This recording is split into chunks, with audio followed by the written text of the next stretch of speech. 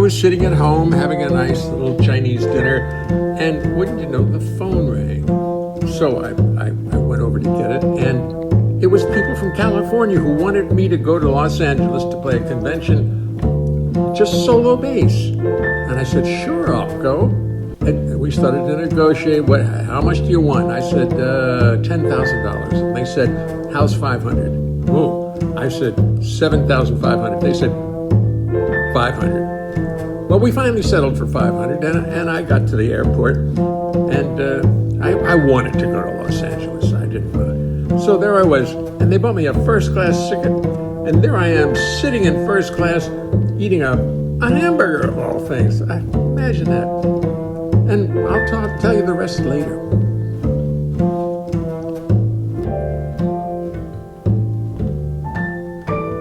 Take my seat aboard the plane, and what is this I see?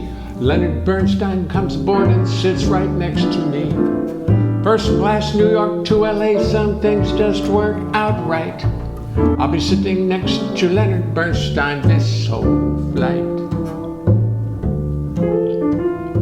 Maybe I should just act like I do not recognize him.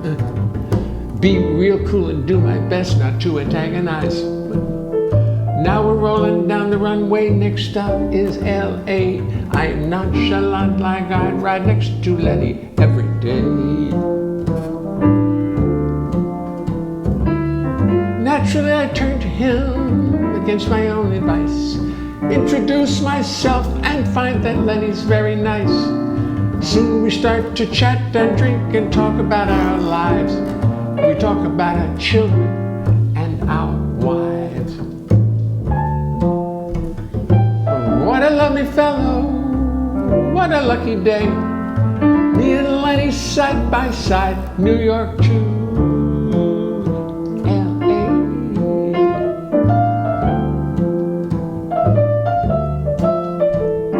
Soon we're chatting, drinking, talking like the very best of pals. Talking music, life, art, death, and root canals. Now he's interrupting me, but really that's okay. 'Cause he's a lovely fellow and he's got a lot to say. I recite some songs I wrote, he recites them back. For poetry and music, he seems to have a knack. He tells me that his new show closed and now he's feeling beat, and he's not used to dealing with defeat. But what a lovely fellow, what a lucky day. Me and Lenny side by side, New York to L.A.